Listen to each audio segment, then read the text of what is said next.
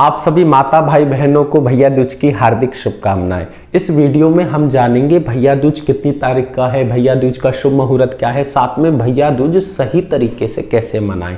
तो देर ना करते हुए पंचांग की ओर चलते हैं। अब की बार भैया दूज 3 नवंबर 2024 को है। वह क्योंकि जो द्योज तिथि है, द्वितीया तिथि है, वह सूर्य उदय में लग रही है, उदया तिथि में लग रही है, जिसका समापन रात को 10:04 पे होगा। और उसमें दो चीजों की प्रधानता बहुत है, एक तो यमुना स्नान और दूसरा यम दीपदान, जो कि हमें दोनों ही स्थिति में मिल रहे हैं। इसलिए हम 3 नवंबर 2024 को ही यम द्वितीया मनाएंगे, यानी कि भैया दूज मनाएंगे। अब देर ना करते हुए हम शुभ मुहूर्त जानते हैं भैया दूज का। अब की बार जो शुभ मुहूर्त है वह सुबह 7:58 से दोपहर 12:04 तक का रहेगा। अब सीधे चलते हैं, हमें सही ढंग से यम द्वितीया यानी कि भैया दूज कैसे मनाना है। देखिए, सबसे पहले प्रातःकालीन आपको स्नान करना है यमुना नदी में, दोनों बहन और भैया को। यदि आपके पास में यमुना नदी नहीं है तो घर पे ही स्नान करना है। और इन चारों का ध्यान लगाना है। कौन?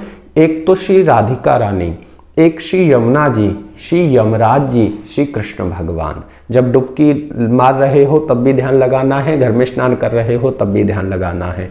इन चारों से कामना करनी है कि हे प्रभु, हे श्री राधिका रानी, हे श्री कृष्ण भगवान, हे श्री यमराज, हे श्री यमुना महारानी, आप बस एक कार्य करना, हम पे अपनी कृपा बनाए रखना। आज हम यह पूजा करने जा रहे हैं, यह व्रत कर रहे हैं, जब तक हमारा पूजन नहीं हो जाता आप हमारे भैया के ऊपर मैया ऐसी कृपा बनाए रखना कि इनको अभय प्रदान हो, कभी भी भय ना लगे यमराज की यातनाओं से, और कभी भी किसी प्रकार का इनके पास दुख ना आए, रोग ना आए। आपके चरणों में बारंबार प्रणाम है, मेरे भैया के ऊपर अपनी कृपा बनाए रखना।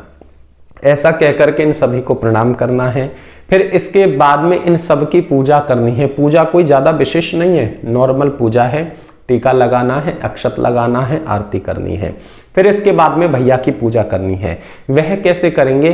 थाली में जैसे एक भैया है आपका तो एक गोलागिरी लेनी है, सूखा गोला लेना है, और 2 भैया हैं तो 2 गोला लेने हैं। अब आपको करना क्या है? गोले पे हल्दी लगानी है, चावल लगाने हैं और मूली लपेट देनी है, यानी कि कलावा लपेटना है।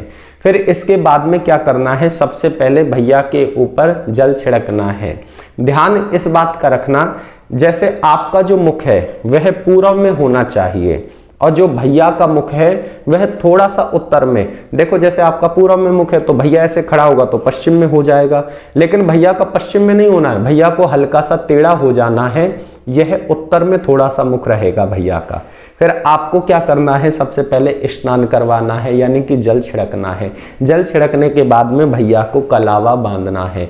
कलावा बांधने के बाद में हल्दी लगानी है, हल्दी के बाद में चावल लगाने हैं। फिर इसके बाद में क्या करना है? भैया को मीठा खिलाना है, थोड़ा सा पानी पिलाना है।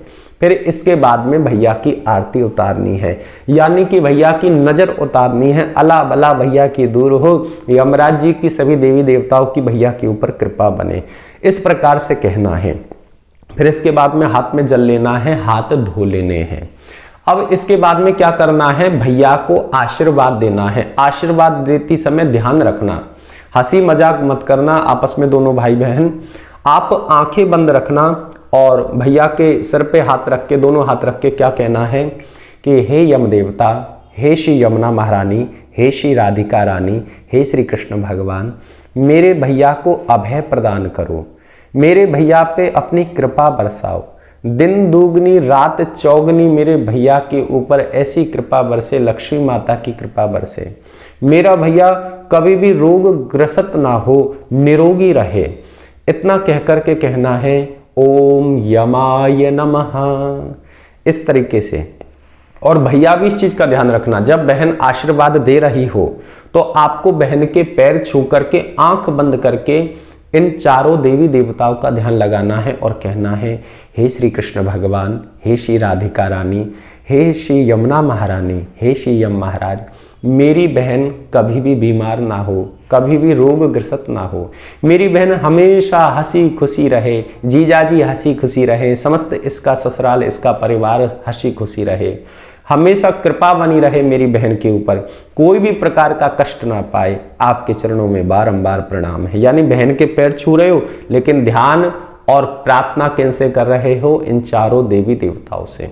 इस प्रकार से प्रार्थना करनी है। फिर इसके बाद में बहन को कुछ दक्षिणा देनी है।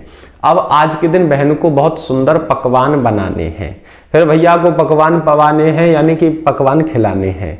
फिर इसके बाद में ध्यान रहे, बहन को अब रात्रि में एक काम है, यह करना है, यम दीप दान करना है, बड़ा दीपक बनाना है, रुई लगानी है, रुई की जो चोंच है वह दक्षिण दिशा में रखनी है, और दीप दान करके फिर से इन चारों देवी देवताओं का ध्यान लगा करके इन सभी से प्रार्थना करनी है कि मेरे भैया के ऊपर आपकी कृपा बनी रहे।